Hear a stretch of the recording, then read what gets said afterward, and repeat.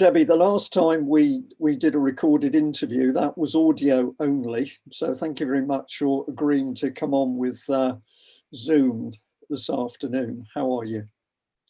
I'm well, thank you, Brian. And yes, Zoom is a bit daunting, isn't it? It kind of like exposes you. It's a bit daunting. It does mean that you have to tidy your room up is the big problem. And as I'm discovering, I haven't got enough light here really, but I shall be working on that in the future. But you and I have had a lot of extremely interesting telephone conversations, and you gave me a ring today, and I said to you, why don't we record our conversation, because we discuss such interesting things. So let's just aim for 40 minutes, but see how we get on. Okay. What have you got to report? Well, where do I start? I mean, where do I start? I know that on the AV 11.1 conference, we were talking about the whole coronavirus pandemic, and I had strong reservations about the tests, not just about the vaccines. The vaccines are a completely different subject, of which I've got many, many concerns as a trained nurse.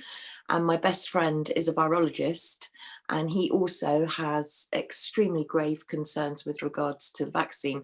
But going back to the tests, I see that the World Health Organization today, well, they didn't say today, they've published it today or yesterday, a kind of warning, a yellow warning on the validity and the efficacy of the PCR tests. And this is something that we've been talking about for a very long time, in the fact that SAGE themselves, the SAGE committee, the government's advisors, scientific advisors, have already said that these tests are not reliable. And actually the inventor of the test, and I forget his name now, he died, I think it was about a year, 18 months ago. The inventor of these PCR tests said it was not to be used as a diagnostic tool. So why we are testing healthy people and ignoring the sick is something that I've always wanted to know. And now we know that these tests are completely unreliable, especially the lateral flow tests, which France and other countries are refusing to use. So now not only are we using a completely ineffective test, but now the PCR tests are being questioned. And what they're saying, which will make a huge difference to the figures, is that anybody that presents with as asymptomatic and comes back with a positive test should then be further assessed face-to-face with a clinician to discuss the symptoms, if any, that they have. And then that test should be reassessed, because it could be that because that patient's asymptomatic, hasn't actually got any active virus, so it's of no danger to anybody and doesn't have to be isolated. So I think if we look at the World Health Organization advice, we should technically see cases dropping substantially if the British government take any notice, which they probably won't, because they haven't already taken much notice of the World Health Organization for all their worth, or anybody else for that matter. They seem to be doing their own thing. Yeah, this is where we're in such an amazing situation, aren't we? Because yes, I also can't remember the name of the guy who invented the test, but he died recently. I think I'm correct in saying, and he said that these things had to be treated with great caution, and yet that clearly hasn't gone through to the government. So if the government is continuing to push these tests as if they are valid and trustworthy, then the government and its scientific team must be deliberately deceiving us, because they've got all the scientists, they've got all the data people, they've got everybody trained in statistics. But if they are not putting out the truth, then there can only be one reason: they're trying to deceive us. And that why would they do that? Well, in the first instance, to ramp up fear of COVID above and beyond what its real risk or danger is. And then the next question we have to ask is, well, why would they want to make us frightened? And the answer to that, the thing we come back onto, is because we're being locked up in our homes in curfew. But Debbie, you've mentioned to me the sort of reaction that you've had from GPs when you ask them about the vaccines and how much they know. Can you tell us a little bit about that? How have these GPs reacted when you ask them some pretty penetrating questions? Basically, they haven't got the answers to the questions that I'm asking them. And I've spoken to my GP on many occasions, and actually I've sent you a letter from last year that my GP sent to me with regards to the whole COVID issue. And what the GPs seem to be saying is that policies are changing so quickly. You know, they wake up in the morning and then all of a sudden the government have issued another restriction or another instruction or another system, and they can't keep up. They're being given so many orders and changes. It's absolutely critical that they don't understand what they're doing. So of course they're overloaded. And my GP said to me, you know, even though you're not coming into the surgery, he said, I have very, very many phone calls to make. And he said, we still are doing visits. And he said, you know, the surgery is still working full to capacity. And a lot of it is inquiries with regards to the vaccine, with regards to exemption letters so that you don't need to wear a mask. And he said, to be honest with you, Debbie, he said, I haven't got the time to do the research that you're doing. And I'm just having to accept what the government is saying because we're snowed under. And as you see on the letter, I'm personally in my lifetime, and I'm no spring chicken anymore, but I don't remember ever a time where there would be a mental health expert based at a GP surgery. But that seems to be what's happening now, is that we're getting more and more mental health professionals infiltrating, whether it be Tesco's or Sainsbury's or our GP surgeries, because of the sheer volume of mental health problems that are coming through the door. And I asked him if he felt that the lockdown, or lock-up as I call it, was disproportionate to the, in inverted commas, virus. And he said that certainly from where he was sitting, that he could see a lot of anxiety, many mental health problems coming through the door, and lots of problems associated with not going out, not socializing, isolating. And to be honest, these are my words, not his, but it would seem to me that he was describing pretty much the Biderman's coercion chart of people being self-isolated, tortured, left alone, not being able to access a health service, people that have got other underlying conditions, that have had strokes, heart attacks, that have got cancer.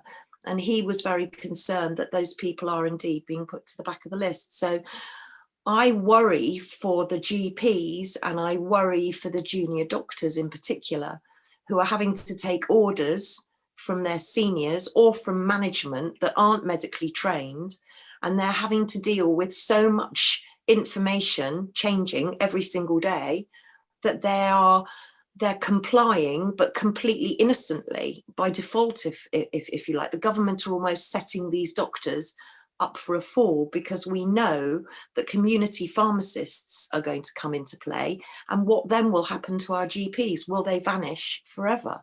Yep.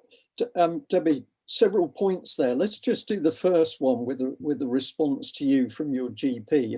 If there's just one paragraph here, which I think I can read out. It says, we do recognise that service provision has had to change significantly and frequently at short notice, and have tried to keep our patient population as well informed as possible through our phone message, on our website, in local media, in the practice.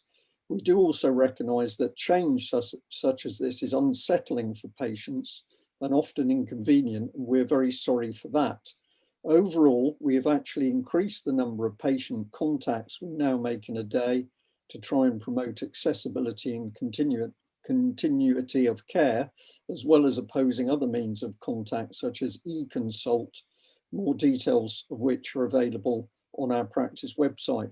So that's the bit in the letter where he or she's really echoing the fact that they've got all these rules and guidance which is changing. They're having to react, and they can't do their jobs properly. So we're going to be sympathetic to the GPs there. But come on to this business about the knowledge of the GP in relation to vaccines. What sort of questions, what sort of information were you able to challenge them with? Because I know you've got a lot of specific knowledge and information yourself about vaccines. Well, I'm not an anti-vaxxer, and I never have been. However, I'm a pro-choice, and personally, from my own perspective, I don't feel that this vaccine or the flu vaccine for this year has been adequately tested for both safety and efficacy. So I asked the GP what the ingredients were of the vaccine. He didn't know, but at that time, he didn't know about the Moderna, AstraZeneca, Pfizer. Since then, he still can't tell us the ingredients. And what he did say was what normally happens is you get the vaccination and then you get sent home with the leaflet. When the leaflet says, if you've got any side effects, blah, blah, blah. And that leaflet has actually got the ingredients on it, but patients aren't being given this leaflet till after they've had the injection. So unless you go and look up online and look at the ingredients and then are able to understand the chemistry and the physics and the equations and all these different numbers and letters, really you're never to know what's in the vaccine. So he didn't know what was in it. He didn't think that he would be giving it because he understood at that point, and still did up until recently, that the government would be organising vaccinations, and that he wasn't aware at that time that GPs would even be involved in giving vaccinations, because that's all just recently changed. I asked him if he felt that he was seeing a large amount of patients with coronavirus, and he said he was seeing patients acutely ill with coronavirus. When I asked him if it was disproportionate to what we were being told by the BBC and Sky, etc., he wouldn't comment. When I asked him about whether he would take the vaccine, he said that on the information that he'd received at that time, he would probably take the vaccine. And I told him I was absolutely horrified and that I'd like to send him some research, of which I have. I spoke to him today, but I didn't ask him that one question, was he going to take the vaccine?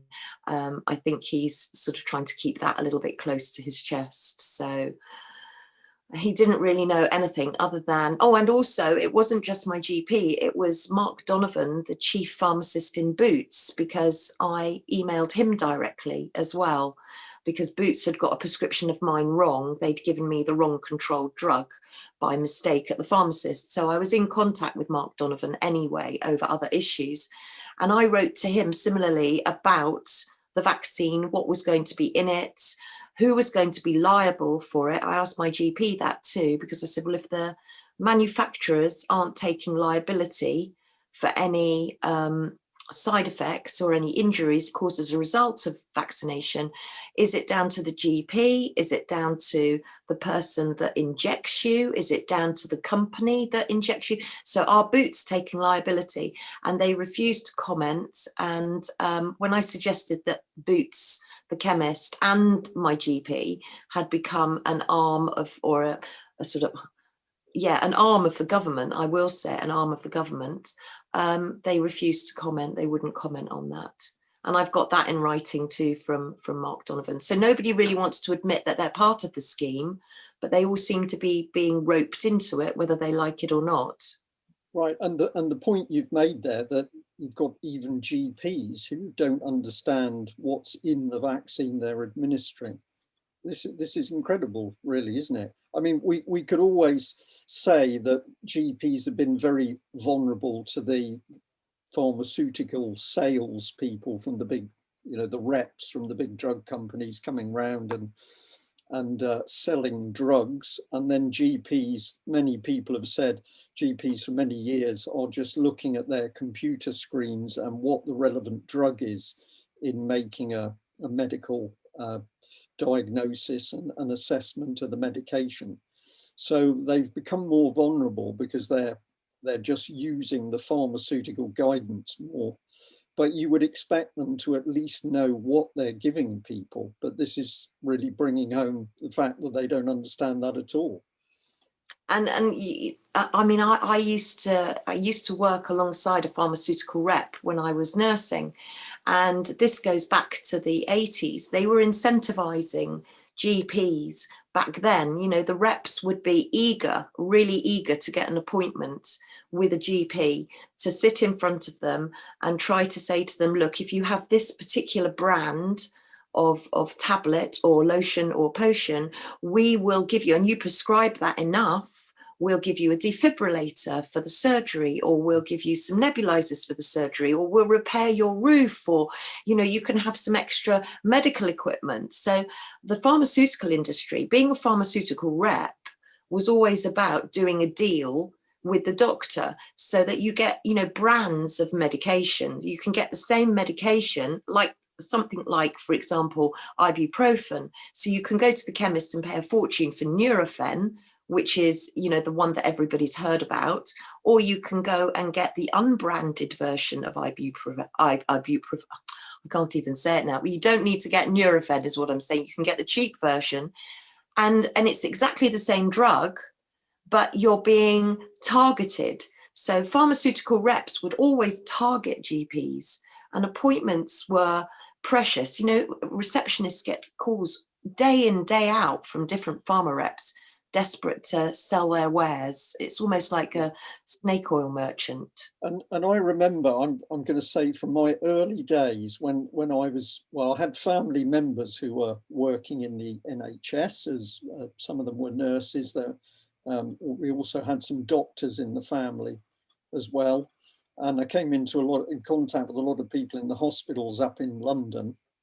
And people were telling me about doctors certainly getting a good supply of bottles of whiskey for Christmas, but also doctors on some occasions were actually going on holiday as a result of the drug companies.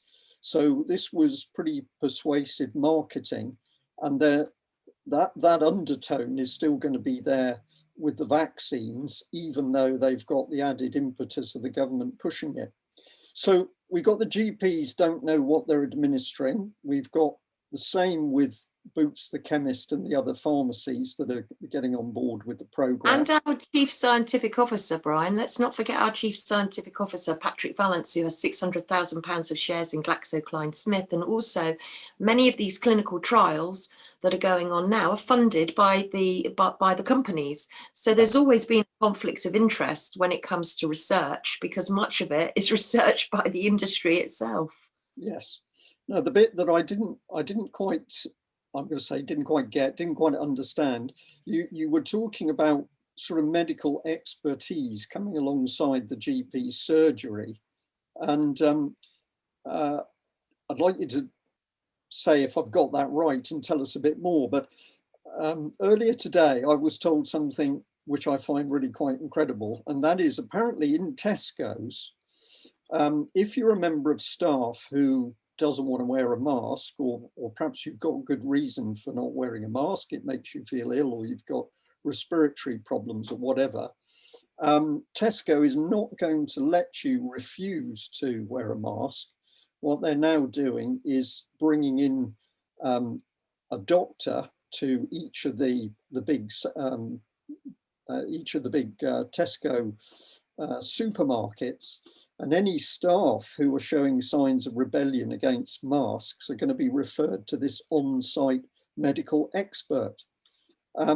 This is just despicable. You've got somebody who, you know, knows whether that mask is causing them problems or not. And now we've got, well, from the information I've been given, we appear to have Tesco using medical expertise to threaten people. And what they're saying, and I found this very interesting, is what they're saying apparently is that for you to be allowed not to wear a mask, you've got to get signed approval from this on-site medical expert. Yet we know that members of the public who go and see their GPs and say, will you sign a letter saying, you know my medical history, will you sign a letter saying that I don't need a mask? the GPs are actually saying, oh no, I can't do that, I can't do that.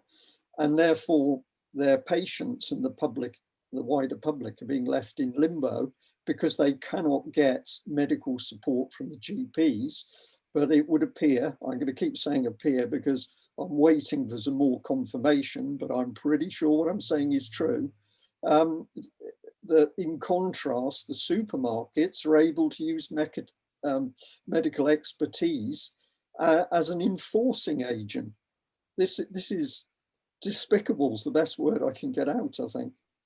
I think my word would be evil, and you know, clearly I can, from the letter that I've sent you from my GP, you can see that also the surgeries are thinking of having mental health experts in our GP surgeries. Now, what I have learned about mental health and autism, and also there being a lack of suicide data, ONS suicide data, is that we seem to be doing a lot of data mining at the moment.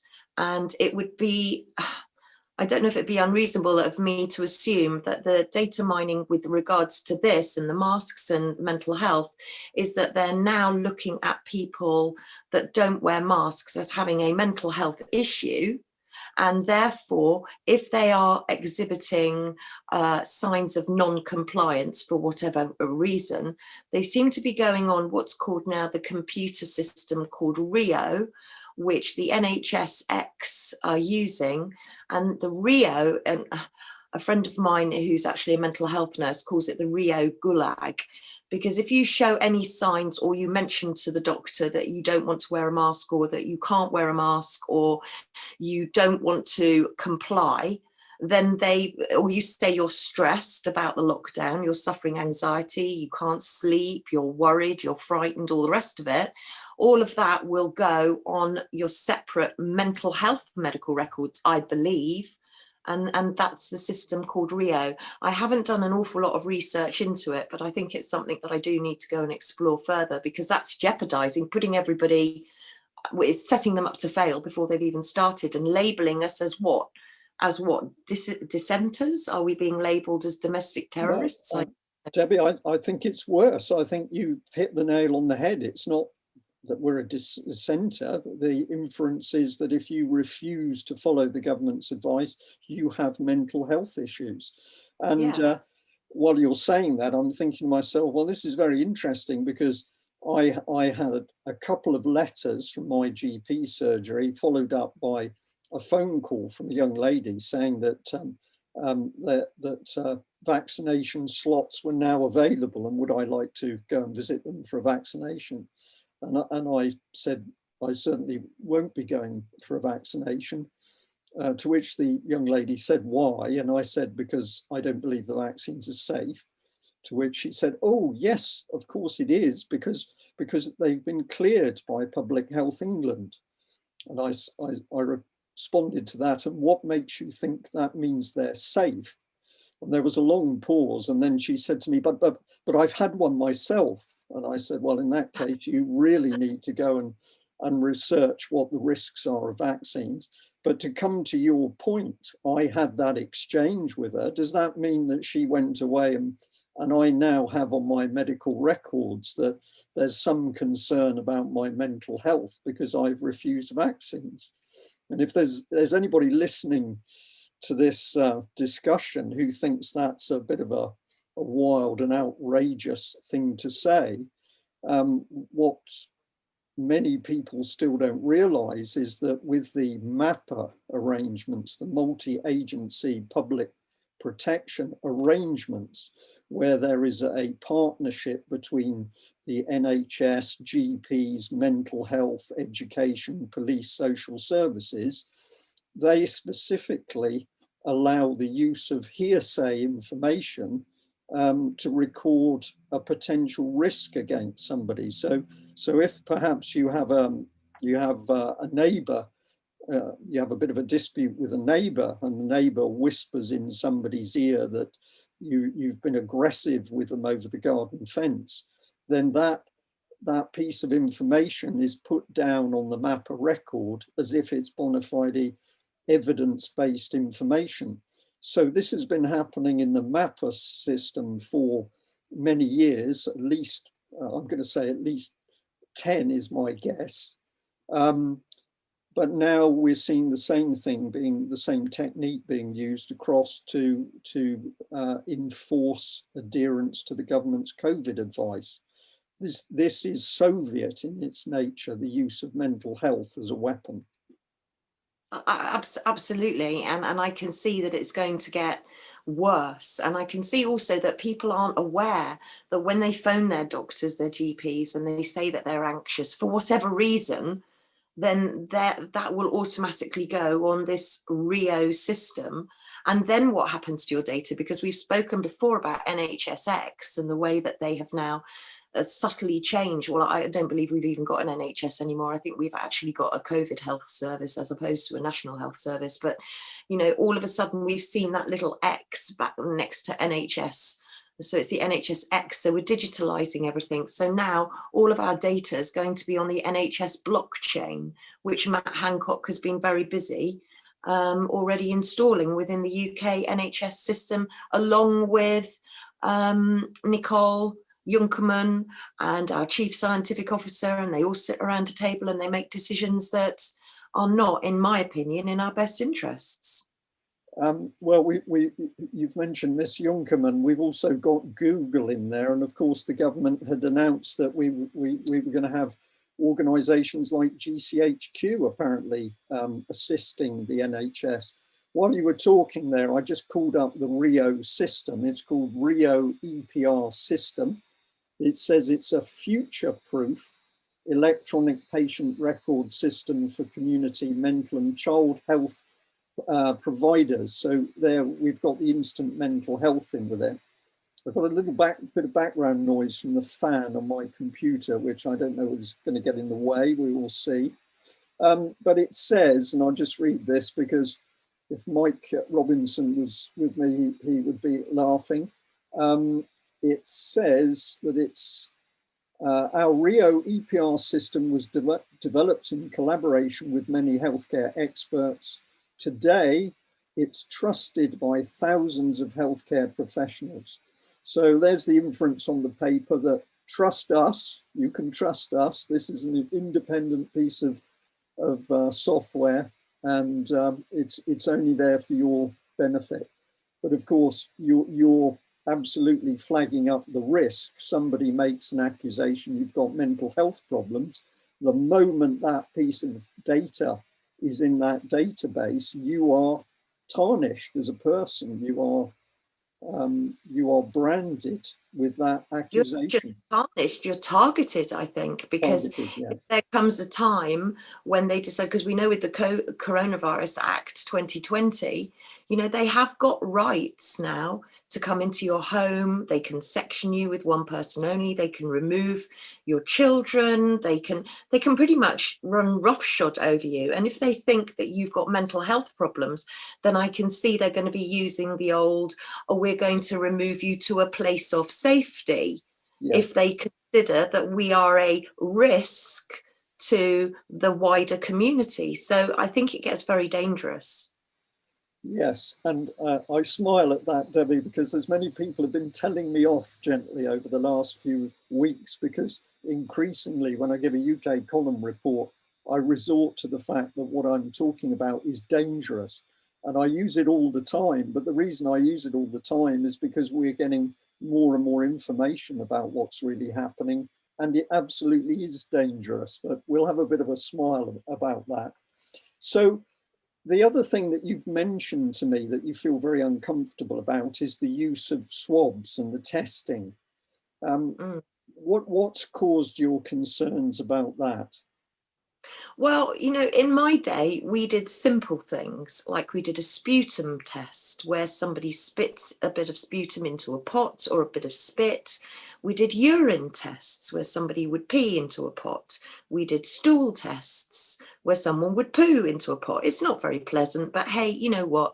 It's a test. And that's non-invasive, you know, that's us donating something that could be tested. So why are we doing all of these invasive tests? And you know, the nasal swab on its own is a very invasive test. It's on a 6-inch stick, and it's a little cotton wool bud, and people have actually analysed the cotton wool buds and seen that there's all sorts of things on the ends of those swabs. So it's not just about removing stuff from your body, i.e. DNA, it's about what actually is being put into the very, I mean, really right up here at the nasopharynx, very close to the Cacadian plate. Now, if you damage that Cacadian plate, you've got serious injury, and some people and some children have been injured from these nasopharyngeal swabs. As a trained ear, nose and throat nurse, although I've been retired and I haven't been in clinical practice for many years, I wouldn't feel comfortable doing a nasopharyngeal swab. And yet I see Serco staff, I see people dressed up in suits without knowing what their qualification is, who they are, how long they've trained, what they've trained in, what they're actually inserting into our noses and down our throats. And I've known people that have had a throat swab done, and then that throat swab has been immediately reinserted into their nasopharynx. Well, that's a no-no. In my day as a nurse, you know, you would never use one swab for two sites because you would cross-contaminate. So the whole idea of the swab doesn't sit well. And then I did some research on a very eminent but terrifying doctor called Dr. James Giordano, who is a neuroscientist, one of the most eminent in the world. He's part of the European Brain Project, the Pentagon, DARPA, which of course we know is militarizing well, literally using AI with the military in the USA. And then we've got ARPA in the UK.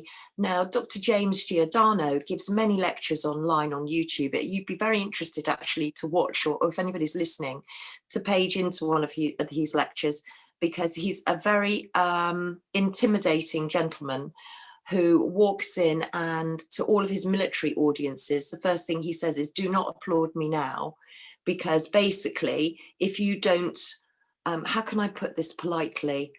If you don't feel you need the toilet after I've lectured you, I haven't done my job, because basically I'm here to frighten you. And that's exactly what he does. And he explains that the battlescape these days is now neuro. So we're looking at a completely different battlescape. And we've managed to invent, I didn't know, I had no clue, but it's a stroking agent. So something that can cause someone to have a stroke can be implanted into the nasopharynx, and then however long it takes, I don't know, days, weeks, months, that person may suffer a stroke as a result of that swab. Now, the research is all out there, and he's very proud of all his achievements. I mean, this is a man that's, you know, done plenty of research into head and body transplants, and there have been head and body transplants in China. So this is a whole new subject. This is where neuroscience is becoming a neuro weapon. And we're looking at weaponry and using the brain as a weapon. So the whole military landscape has changed, but it's very, very scary watching people have, and children especially, you know, why are we testing healthy people? You know, since when did we test healthy people? And why are we having to use such invasive tests? Is it because we're DNA harvesting? Is it because we're mining data? Is it because we're implanting a medical device, perhaps, that might be able to give a central database, a quantum computer, information about our bodies? I don't know, but I don't like it.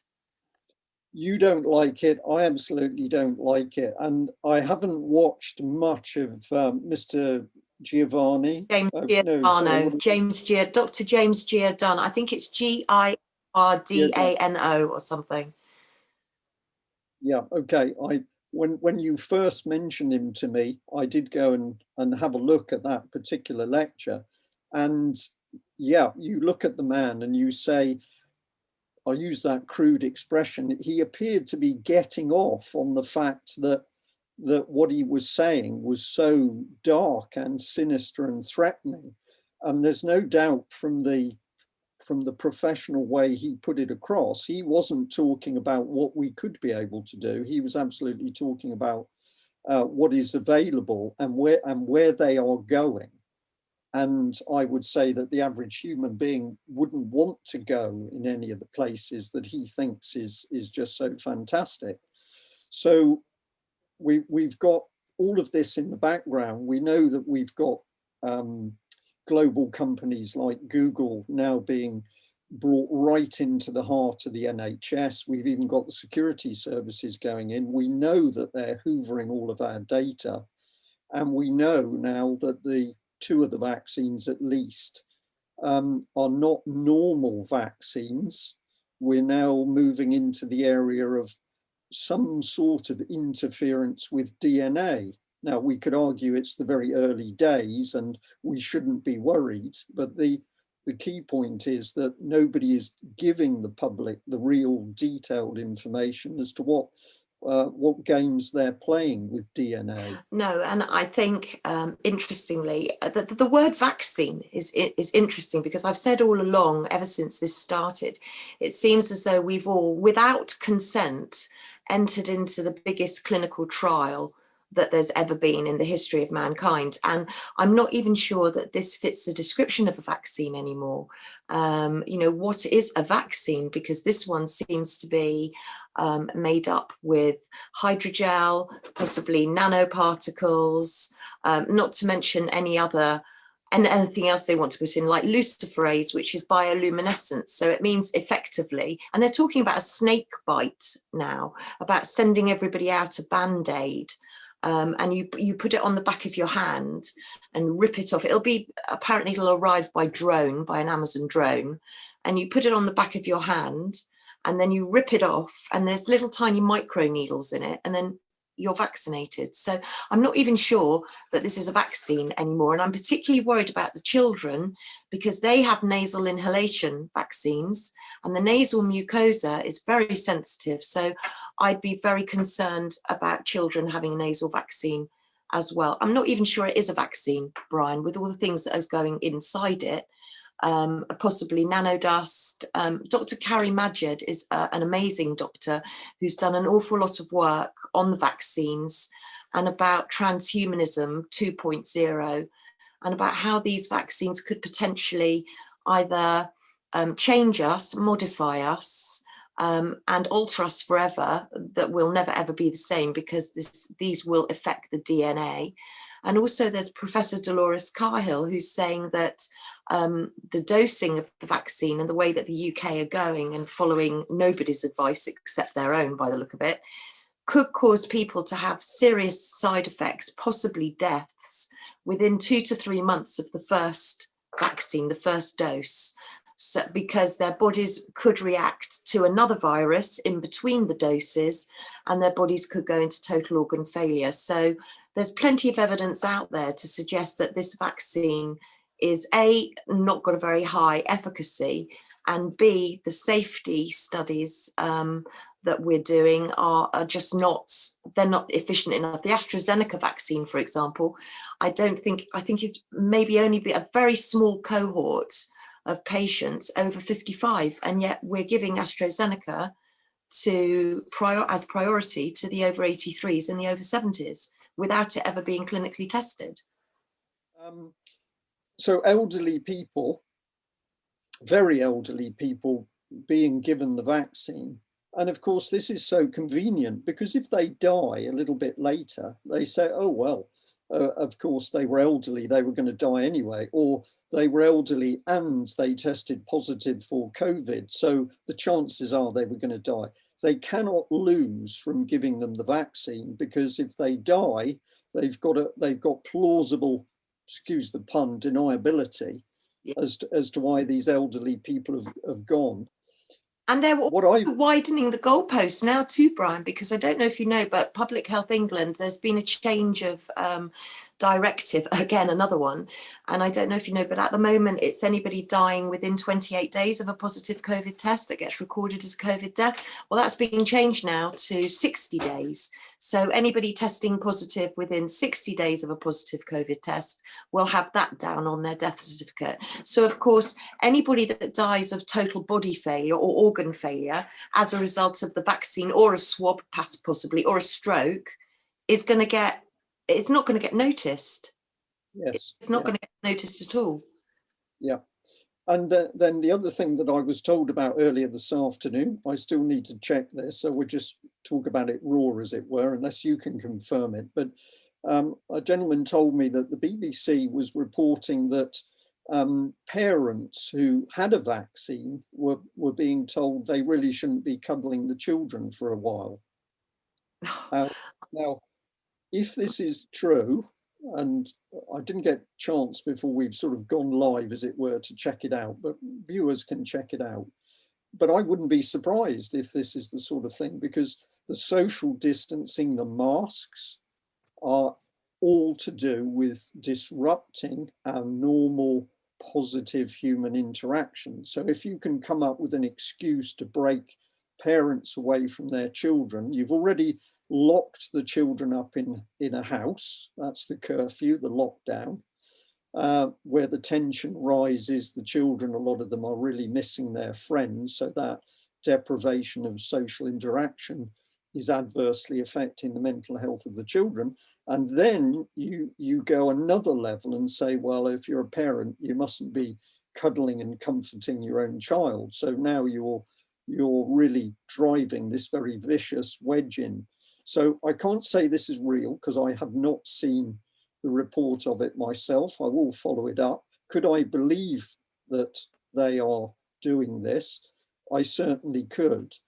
And the other thing is, Debbie, you mentioned, you were talking about the neural side of things, that we're hearing more and more about these expert neuroscientists and people who are studying our brain and the brain chemistry and et cetera, et cetera. Well, we took great notice of the fact that back in around about 2010, when the government was meeting with French behavioral experts in order to decide how they were going to use this applied behavioral psychology in the UK and France, the main man that they brought across, who was one of Sarkozy's private experts, wasn't just a psychologist. He was a brain man. And so he wasn't sitting around that table saying, well, we can use a bit of psychology in order to nudge people to do the right things. This is a man who's trained to go way beyond that. This is heading more in the direction of your scientists that you just mentioned talking to the American military about the AI. So these are very, I was going to use the D words there. These are very,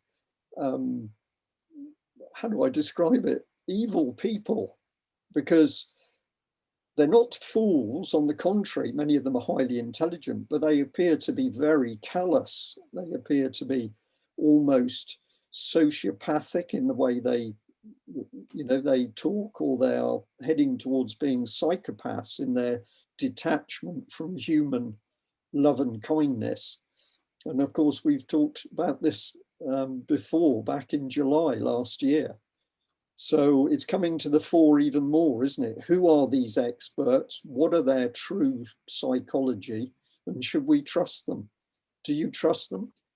No, I don't trust them. And I know that we've spoken at length before about narcissism, pathological narcissism, narcissistic personality disorder.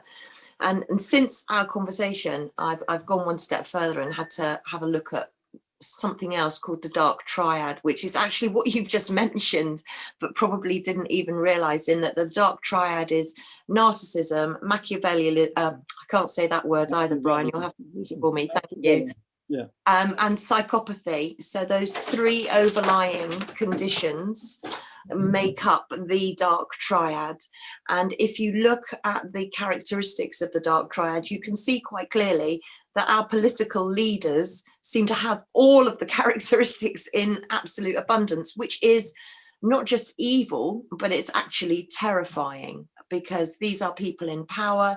These are people that are making huge, big decisions. These are people that are driving the agenda, and yet technically they are suffering with a very serious mental health condition, and yet there's nobody that's assessing them, nobody that's re-evaluating them or watching them as to what those decisions are. So I think, I don't know if there's a word that sums up more than dangerous, because I think we are in uncharted territory and we're in extremely dangerous waters. And I think that sort of, pardon the pun, with your naval career, but I really do think, you know, we're in biblical times, I think. I would certainly agree with that. I was going to put some good news in there, because we're very aware that there are many people really starting to sort of suffer as a result of the bad news which keeps coming along. And on a positive note, there are many, it seems that there are an increasing number of psychologists in particular, psychiatrists I'm not so sure about, but certainly psychologists who are there in that professional position, and they are starting to pick up on some of these issues. So certainly from a straw poll of the UK column, there are professional psychologists coming forward and saying, we are deeply concerned about what we're seeing as, that we'll call it, the political use of psychology. So that's got to be encouraging. But I'll hold this up in front of the camera, and then I'll probably have to show it separately or insert it into the video. But this is the Psychologist magazine from July, August 2020. It was sent to me towards the end of last year. And what's the reason? Well, it's the Psychologist, and the front page of this booklet is towards a new normal and beyond. So when you get into this, they are absolutely talking about the fact that society is going to change. And the article in this, which maybe we'll have to talk about separately, is just gleefully accepting that life is changing, it's not going to be the same, and we need to get on board, ride over the rainbow into the new world. So while we've got some psychologists who see the danger, we've got others that clearly don't. They're part of it.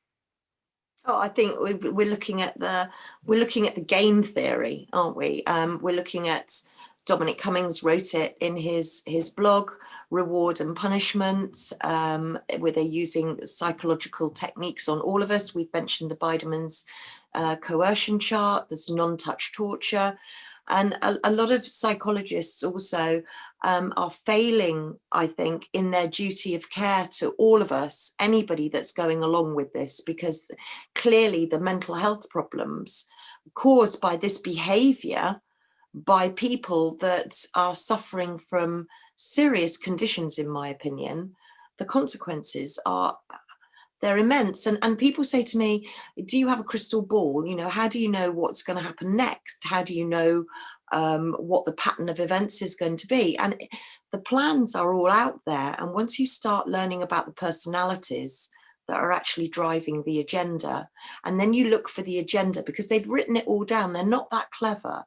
Even though, you know, you're looking at some serious psychiatric conditions and mental health problems, they're not actually that clever. So if you look at a document that's called SPA's Pandemic 2025 to 2028, they literally, the whole plan of what we're going through now is there month by month.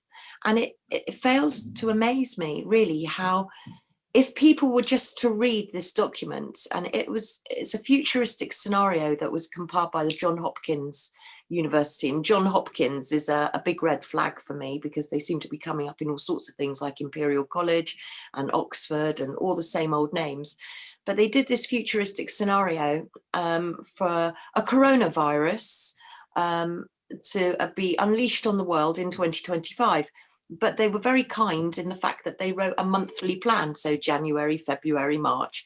And if you just look at that plan, you can clearly see that everything that's happening now is in that plan, together with all the psychological interventions and the media messaging, the 3-word phrases, the game theory, all of that is clearly in the document. And yet many people seem to be missing out on it. And so if you combine that with the SAGE minutes, the government SAGE minutes, the plan for the next 2 years, I'm afraid, doesn't look very good. And according to what I'm seeing, I think we could have a new COVID starting probably March, I would anticipate, called COVID 21. And then we'll have a little break before COVID 23 comes along.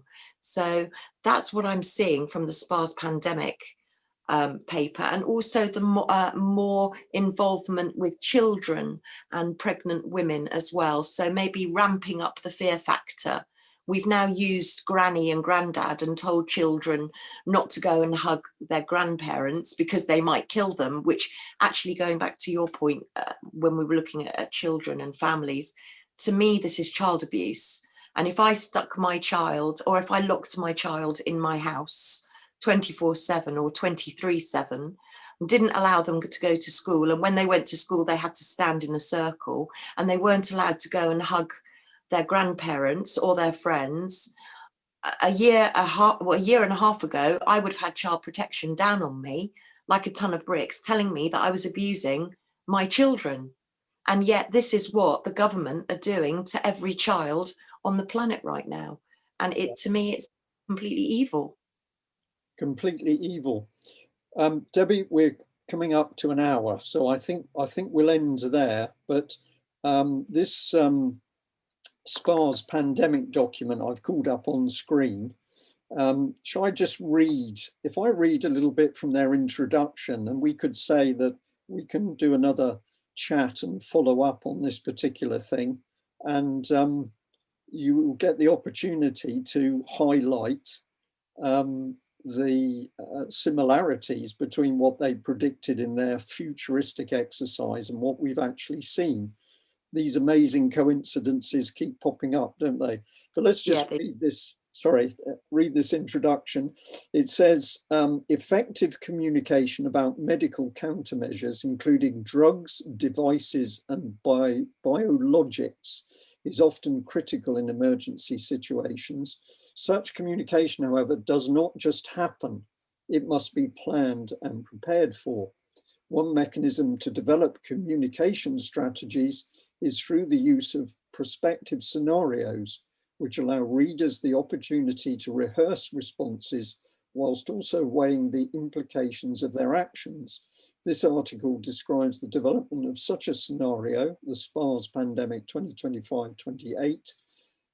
Steps in this process included deciding on a time frame, identifying likely critical uncertainties, and then using this framework to construct a storyline covering both the response and recovery phases of a fictional emergency event.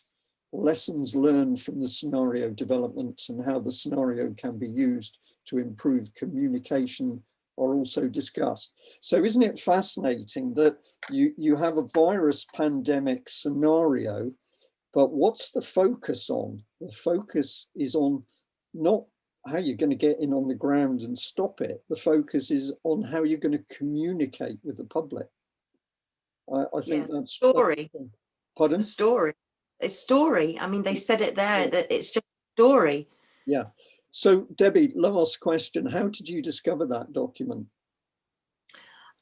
Just putting my head down, joining dots, and up it popped. I can't remember what I put in as an algorithm into the search bar, but it came up. And I think I'd been looking at Event 201, I'd been looking at Lockstep, I'd been looking at all the other exercises that have been done, especially in this country as well, Cygnus, etc.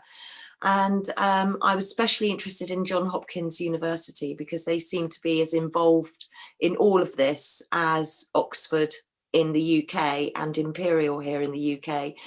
And up it popped. And as I read it, I literally couldn't believe what I was reading, because they've even named the pandemic a coronavirus. You know, they've even used a coronavirus, and they've done it month by month. So you can clearly see where we're heading, and that this isn't going to finish, or isn't planned to finish anytime soon. And interestingly, the International Monetary Fund, if you go and look on their website, they've actually got COVID exercises planned until 2024.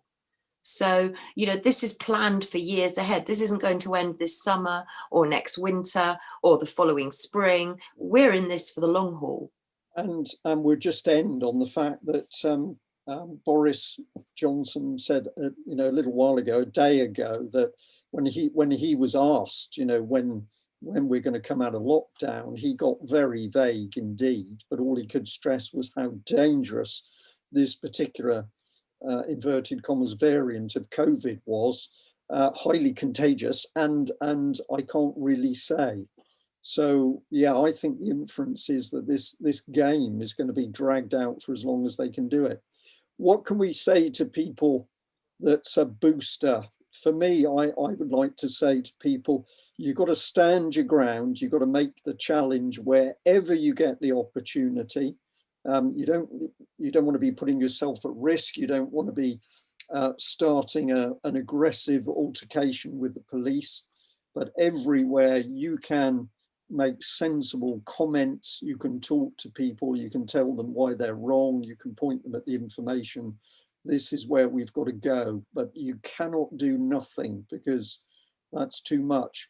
Anything you'd like to add to that, Debbie? What can we get people doing? Yeah, be brave. Be brave, stand firm, and question everything. And I think, you know, the questions that I ask people that kind of floor them is, why would we need a vaccine for something that 99.7% of people recover from? Because let's celebrate that news. That's, you know, that's fantastic that 99.7% of people get better. And the next question is, where did flu fly off to?